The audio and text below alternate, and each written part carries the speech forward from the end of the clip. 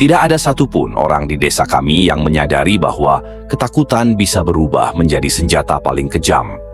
Pada awalnya semua tampak biasa saja. Banyuwangi tetaplah Banyuwangi yang kukenal sejak kecil. Desa-desa sunyi yang dikelilingi sawah, hutan jati yang berdiri seperti tembok gelap, dan malam yang selalu dipenuhi suara serangga. Tapi di balik ketenangan itu, ada sesuatu yang perlahan tumbuh, seperti bisul yang membusuk di bawah kulit, menunggu waktu untuk pecah. Semua bermula dari sakit yang tak bisa dijelaskan. Seorang lelaki paruh baya tiba-tiba terkapar di rumahnya. Tubuhnya panas, perutnya mengeras, matanya kosong menatap langit-langit bambu. 2 hari kemudian ia mati. Tidak lama berselang, tetangganya menyusul dengan gejala yang hampir sama. Lalu, seorang anak kecil yang menangis tanpa henti setiap malam, menjerit seolah melihat sesuatu yang tidak kasat mata. Dokter puskesmas angkat tangan. Tidak ada racun, tidak ada penyakit jelas. Di desa, jika ilmu manusia tak mampu menjawab, maka ilmu lain yang bicara. Santet. Kata itu awalnya diucapkan lirih, seperti takut terdengar angin. Tapi begitu keluar dari satu mulut ke mulut lain, ia berubah menjadi kebenaran mutlak. Orang-orang mulai mengingat kembali kejadian lama, sakit lama, kematian lama. Segala sesuatu yang buruk kini punya satu penjelasan. Ada dukun santet di antara kami. Aku tinggal tidak jauh dari hutan. Dari kecil aku diajari untuk menghormati tempat itu. Tidak sembarang bicara, tidak sembarang buang air, apalagi berbuat kurang ajar. Tapi sejak isu santet menyebar, hutan bukan lagi sekadar tempat angker, melainkan sarang kejahatan. Siapapun yang sering keluar malam, menyendiri, atau terlihat berbeda, perlahan masuk ke dalam daftar tak tertulis. Nama pertama yang sering disebut adalah Pak Karto. Pak Karto adalah lelaki tua. Rambutnya putih, tubuhnya kurus, jalannya membungkuk. Ia tidak kaya, tidak pula disegani. Ia hanya dikenal sebagai orang yang punya doa. Jika ada warga sakit, ia memberi air putih yang dibacakan ayat. Jika ada yang minta nasihat, ia mendengar. Tapi di masa itu perbedaan antara doa dan santet menjadi kabur. Kebaikan bisa dibaca sebagai ancaman. Sore sebelum kejadian besar itu, aku melihat Pak Karto duduk di beranda rumahnya.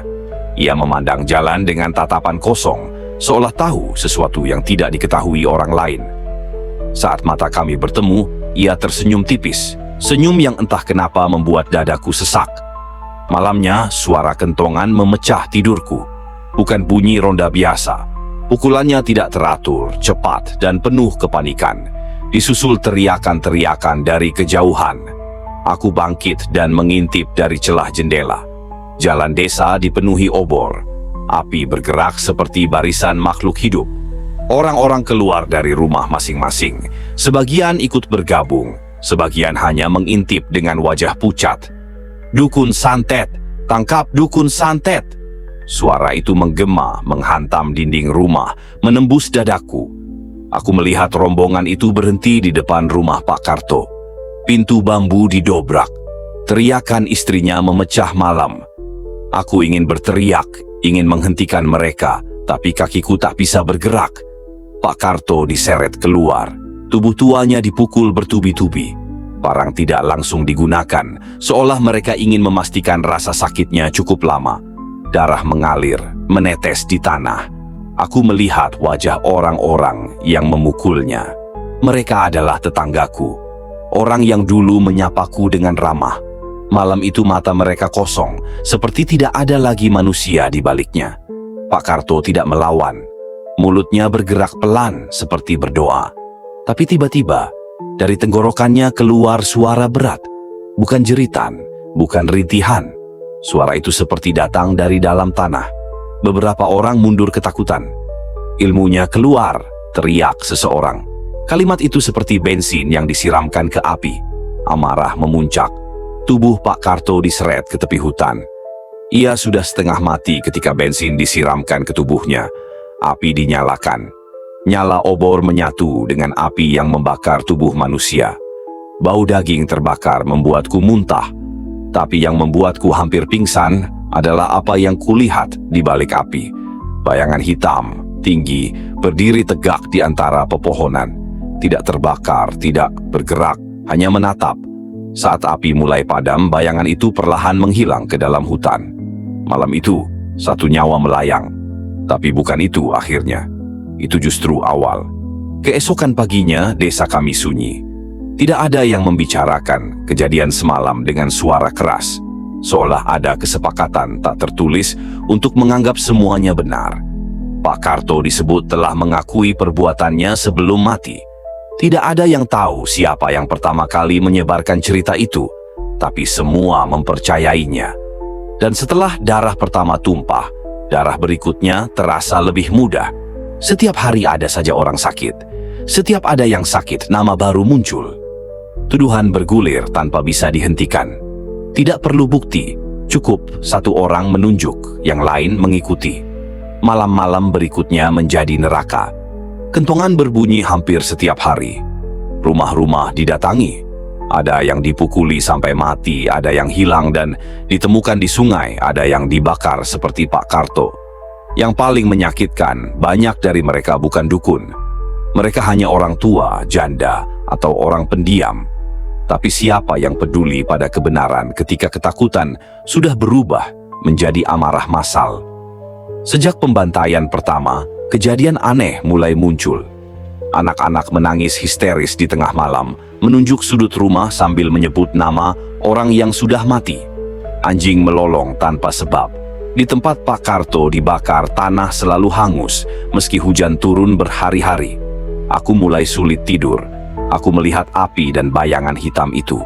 Suatu malam saat aku pulang dari pos ronda, aku mendengar langkah kaki di belakangku. Saat aku menoleh, tidak ada siapapun. Tapi bau gosong itu ada, pekat. Lalu aku mendengar bisikan tepat di telingaku. Aku bukan dukun, aku jatuh terduduk di jalan tanah. Ketika aku berani menoleh, hanya ada hutan yang gelap, berdiri diam seperti saksi bisu. Dan disitulah aku sadar bahwa apa yang kami lakukan telah membuka sesuatu yang tidak seharusnya dibuka. Sesuatu yang tidak akan berhenti hanya dengan satu kematian. Setelah malam pembakaran itu, desa kami seperti kehilangan batas antara siang dan malam. Teror tidak lagi menunggu gelap untuk muncul. Pagi hari pun terasa sama mencekamnya. Orang-orang bangun dengan mata sembab, bukan karena kurang tidur, tapi karena ketakutan yang tidak bisa dijelaskan. Setiap langkah terasa diawasi. Setiap suara membuat orang menoleh dengan curiga. Daftar orang yang dicurigai semakin panjang. Tidak pernah tertulis, tapi semua orang tahu siapa saja yang sedang diincar. Nama-nama itu beredar dari mulut ke mulut, dari warung kopi ke pos ronda, dari sawah ke langgar. Dan anehnya, setelah satu nama disebut, biasanya tidak butuh waktu lama sampai orang itu benar-benar celaka. Pembantaian kedua terjadi hanya 3 malam setelah kematian Pak Karto. Korbannya seorang perempuan paruh baya bernama Bu Ranti. Ia tinggal sendirian sejak suaminya meninggal. Ia dikenal pendiam, jarang keluar rumah, dan sering terlihat menyalakan dupa di sore hari. Itu saja sudah cukup untuk membuatnya dicurigai. Malam itu hujan turun, rintik-rintik. Aku mendengar kentongan lagi. Kali ini lebih banyak orang yang ikut. Aku tidak keluar rumah, tapi aku bisa mendengar teriakan Bu Ranti dari kejauhan. Ceritanya panjang, serak, seperti diseret dari dalam dada. Jeritan itu berhenti mendadak. Keesokan paginya, mayat Bu Ranti ditemukan di kebun pisang.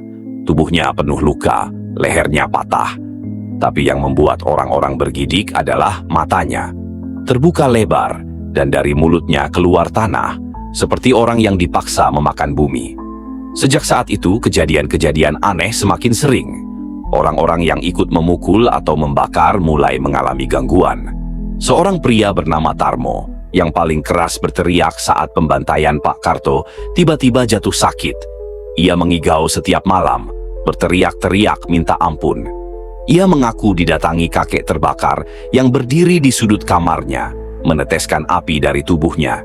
"Aku nggak salah, aku cuman ikut," teriak Tarmo suatu malam, sebelum akhirnya meninggal dengan darah keluar dari hidung dan telinganya.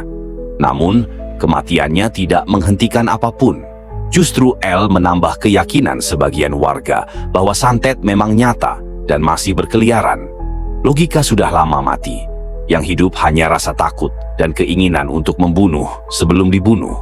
Aku mulai merasa bersalah. Setiap malam aku berdoa, tapi doaku terasa hampa.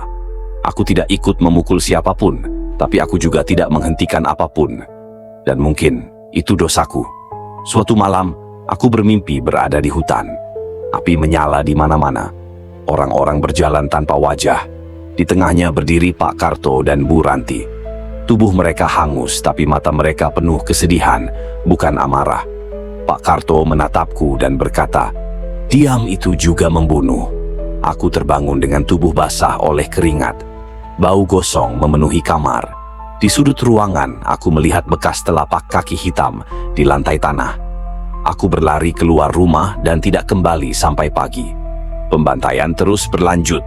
Kali ini lebih terorganisir. Ada kelompok yang bergerak dari desa ke desa.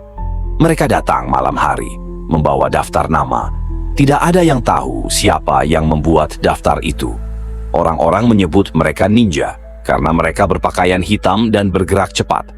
Tapi aku tahu, mereka tetap manusia. Manusia yang memilih menjadi algojo. Di desa sebelah, satu keluarga dibantai karena dituduh menyimpan jimat. Anak kecil tidak luput. Mayat-mayat itu dikubur tergesa-gesa. Tidak ada doa, tidak ada tangisan, hanya ketakutan yang semakin menebal. Dan seiring bertambahnya korban, teror gaib semakin nyata. Jalan-jalan tertentu selalu dipenuhi bau darah. Rumah-rumah kosong mengeluarkan suara tangisan di malam hari. Orang-orang melihat bayangan berjalan di sawah, membawa obor, padahal tidak ada siapapun. Aku sendiri mengalami kejadian yang hampir membuatku kehilangan akal. Suatu malam, aku pulang terlambat. Di persimpangan jalan dekat hutan, aku melihat rombongan orang berdiri diam. Aku mengenali wajah mereka. Mereka adalah orang-orang yang sudah mati. Pak Karto, Bu Ranti, Tarmo. Mereka berdiri berjajar, tubuh mereka rusak, terbakar, berdarah. Salah satu dari mereka melangkah maju dan berkata, "Giliran siapa lagi?" Aku pingsan di tempat. Ketika aku sadar, aku berada di rumah seorang kiai tua yang datang dari luar desa. Ia memintaku bercerita. Setelah aku selesai, ia menghela nafas panjang. Katanya, apa yang terjadi bukan lagi santet. Ini adalah akibat dari darah yang ditumpahkan tanpa keadilan. Arwah-arwah itu tidak tenang. Mereka tidak meminta balas dendam. Mereka menuntut pengakuan. Kiai itu mencoba mengumpulkan warga, tapi tidak semua mau datang. Banyak yang takut, banyak yang merasa bersalah, banyak yang tidak mau mengakui kesalahan. Malam setelah pengajian itu, hujan turun sangat deras. Petir menyambar bertubi-tubi. Dari arah hutan terdengar jeritan panjang, bercampur suara tangis dan tawa. Orang-orang yang dulu paling kejam berteriak di rumah masing-masing. Ada yang mengaku melihat tubuh mereka sendiri terbakar. Ada yang mengaku didatangi korban sambil membawa api. Satu persatu mereka jatuh sakit. Ada yang gila, ada yang mati mendadak, ada yang bunuh diri. Desa kami berubah menjadi kuburan hidup. Dan aku tahu, semua ini belum selesai. Karena masih ada terlalu banyak darah yang belum diakui. Terlalu banyak nyawa yang mati tanpa kebenaran. Dan arwah-arwah itu masih berkeliaran. Sejak malam hujan itu, desa kami seperti berada di ambang kehancuran. Tidak ada lagi rasa aman, bahkan di siang hari. Orang-orang berjalan cepat dengan kepala tertunduk, menghindari tatapan satu sama lain. Tidak ada lagi obrolan di warung kopi, pos ronda kosong. Kentongan yang dulu menjadi alat teror kini tergantung diam, seperti saksi bisu dari kebiadaban yang pernah kami lakukan sendiri. Satu persatu, orang-orang yang dulu paling lantang meneriakkan tuduhan mulai tumbang. Bukan dibunuh massa, tapi oleh sesuatu yang tidak bisa disentuh. Pak Darman, yang dikenal sebagai penggerak utama pembantaian di desa kami, ditemukan pagi hari dalam keadaan duduk bersila di tengah sawah. Matanya terbuka, wajahnya kaku seperti membatu. Di sekelilingnya, tanah menghitam seperti bekas terbakar. Tidak ada luka di tubuhnya, tapi bau gosong menyengat kuat. Istrinya bersumpah malam sebelumnya Pak Darman menjerit ketakutan. Ia berlari keluar rumah sambil berteriak melihat orang-orang yang sudah mati berdiri di halaman. Mereka panggil aku, katanya sebelum menghilang ke kegelapan. Tidak ada yang berani menyusulnya. Setelah itu, kematian demi kematian datang tanpa pola yang jelas. Ada yang mati mendadak saat tidur. Ada yang kehilangan akal dan menenggelamkan diri di sungai. Ada pula yang mengaku dihantui lalu menghilang ke hutan dan tidak pernah kembali. Desa kami tidak lagi butuh massa untuk membunuh. Teror itu bekerja sendiri. Aku hidup dalam ketakutan dan rasa bersalah. Setiap kali memejamkan mata, wajah-wajah korban muncul. Mereka tidak marah. Justru itu yang paling menyakitkan. Mereka menatap dengan kecewa, seolah bertanya, kenapa aku diam saja saat semua itu terjadi. Suatu malam, aku kembali didatangi mimpi yang sama. Aku berdiri di tengah lapangan desa. Di sekelilingku berdiri semua korban pembantaian. Jumlahnya ratusan. Tubuh mereka rusak, tapi wajah mereka tenang. Pak Karto berdiri paling depan. Ia tidak terbakar lagi. Tubuhnya utuh, bersih, tapi matanya penuh kesedihan. Kami tidak minta balas, katanya. Kami minta diakui. Aku terbangun sambil menangis. Untuk pertama kalinya sejak semua ini dimulai, aku merasa harus melakukan sesuatu. Bersama kiai tua itu, aku mendatangi rumah-rumah warga yang tersisa. Kami mengajak mereka berkumpul. Awalnya banyak yang menolak, takut, malu. Tapi setelah beberapa kejadian mengerikan menimpa mereka yang menolak, akhirnya orang-orang datang juga. Malam itu lapangan desa dipenuhi warga. Tidak ada obor, tidak ada senjata, hanya lilin dan tikar. Kiai itu meminta semua orang yang pernah ikut memukul, menyeret, atau membakar untuk maju ke depan. Tidak semua berani, tapi cukup banyak yang melangkah dengan tubuh gemetar. Satu persatu mereka mengaku tentang siapa yang mereka pukul, tentang kebohongan yang mereka buat, tentang dendam lama yang mereka lampiaskan dengan tuduhan santet. Tangisan pecah di mana-mana. Tidak ada teriakan, tidak ada kemarahan, hanya penyesalan. Saat pengakuan berlangsung, angin tiba-tiba berhenti. Malam menjadi sunyi tidak wajar. Aku merinding ketika melihat bayangan-bayangan muncul di tepi lapangan. Mereka berdiri diam. Korban-korban itu, tidak semua warga bisa melihatnya, tapi aku bisa. Pak Karto menatapku sekali lagi, lalu mengangguk pelan. Lilin-lilin tiba-tiba berkedip, tapi tidak padam. Bau gosong yang selama ini menghantui desa perlahan menghilang, digantikan bau tanah basah. Beberapa orang pingsan, beberapa menangis histeris. Tapi malam itu, untuk pertama kalinya, tidak ada jeritan kesakitan. Setelah pengakuan massal itu, teror perlahan mereda. Tidak langsung hilang, tapi berkurang. Tidak ada lagi kematian aneh setiap malam. Orang-orang yang tersisa mulai berani keluar rumah. Tapi bekas luka itu tidak pernah benar-benar sembuh. Banyak rumah tetap kosong. Banyak kuburan tidak bernama. Banyak anak tumbuh tanpa orang tua. Desa kami kehilangan generasi. Dan yang paling menyakitkan, kami kehilangan kepercayaan satu sama lain. Aku sendiri akhirnya pergi dari desa itu beberapa tahun kemudian. Tapi kemanapun aku pergi, bayangan itu selalu mengikuti. Setiap kali aku mencium bau asap, jantungku berdegup kencang. Setiap kali mendengar kentongan, tanganku gemetar. Aku menulis kisah ini bukan untuk menghidupkan kembali luka, tapi agar tidak dilupakan. Pembantaian dukun santet bukan sekadar cerita horor. Ia adalah bukti bahwa ketakutan bisa mengubah manusia menjadi monster, dan bahwa dosa yang dilakukan bersama-sama akan selalu menuntut harga. Sampai hari ini, jika kamu melewati daerah-daerah tertentu di Banyuwangi pada malam hari, kau mungkin akan mencium bau gosong tanpa sumber, atau mendengar bisikan lirih di antara angin dan pepohonan. Kami bukan dukun. Dan jika kau mendengarnya, jangan lari, jangan menutup telinga. Karena mungkin itu bukan teror. Itu adalah pengingat